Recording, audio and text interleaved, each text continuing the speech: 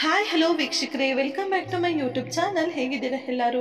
I hope ಎಲ್ಲರೂ ಕೂಡ ಚೆನ್ನಾಗಿದ್ದೀರಾ ಅಂತ ಅನ್ಕೊಳ್ತಾ ಇವತ್ತಿನ ವಿಡಿಯೋನ ಶುರು ಮಾಡ್ತಾ ಇದ್ದೀನಿ. ಇವತ್ತಿನ ಈ ವಿಡಿಯೋ ತಮಗೇನಾದ್ರು ಸ್ವಲ್ಪ ಆದರೂ ಇಷ್ಟ ಆದರೆ ಪ್ಲೀಸ್ ವಿಡಿಯೋಗೆ ಲೈಕ್ ಮಾಡಿ, ಹಾಗೆ ಚಾನಲ್ನ ಇದುವರೆಗೂ ಸಬ್ಸ್ಕ್ರೈಬ್ ಮಾಡ್ಕೊಂಡಿಲ್ಲ ಅಂದರೆ ಚಾನಲ್ ಸಬ್ಸ್ಕ್ರೈಬ್ ಮಾಡಿಕೊಂಡು ಸಪೋರ್ಟ್ ಮಾಡಿ ಅಂತ ಹೇಳ್ತಾ ಇವತ್ತಿನ ವಿಡಿಯೋನ ಶುರು ಮಾಡ್ತಾ ಇದ್ದೀನಿ ಸ್ನೇಹಿತರೆ.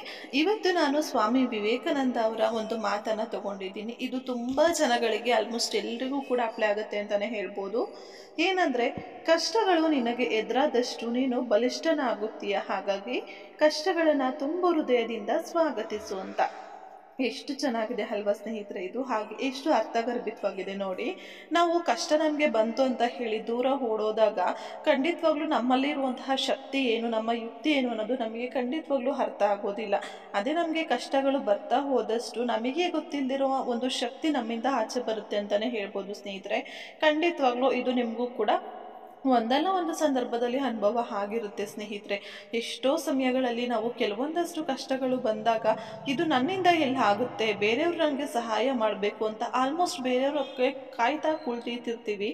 ಆದರೆ ಕೆಲವೊಮ್ಮೆ ಏನಂದರೆ, ಪರಿಸ್ಥಿತಿ ನಮ್ಮನ್ನು ಹೇಗೆ ಮಾಡುತ್ತೆ, ಎಷ್ಟು ಸ್ಟ್ರಾಂಗ್ ಮಾಡುತ್ತೆ ಅಂದರೆ, ನನ್ನಿಂದ ಆಗಲ್ಲ ಅಂತ ಅಂದ್ಕೊಂಡಿದ್ದು ನಾವೇ ಕೆಲವೊಂದಷ್ಟು ಕೆಲಸಗಳನ್ನು ಮಾಡಿ ಮುಗಿಸ್ತೀವಿ.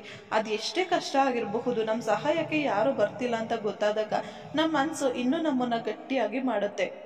ಅವಾಗೇನಂದರೆ, ಯಾವ ಕೆಲಸ ಆಗಲ್ಲ ಅಂತ ಅಂದ್ಕೊಂಡಿರ್ತೀವಿ, ಆ ಕೆಲಸ ನಾನು ಮಾಡೇ ಮಾಡ್ತೀನಿ ಅಂತ ಹೇಳಿ ಮನಸ್ಸನ್ನು ಫಿಕ್ಸ್ ಮಾಡಿ ಇಟ್ಕೊಳ್ತೀವಿ.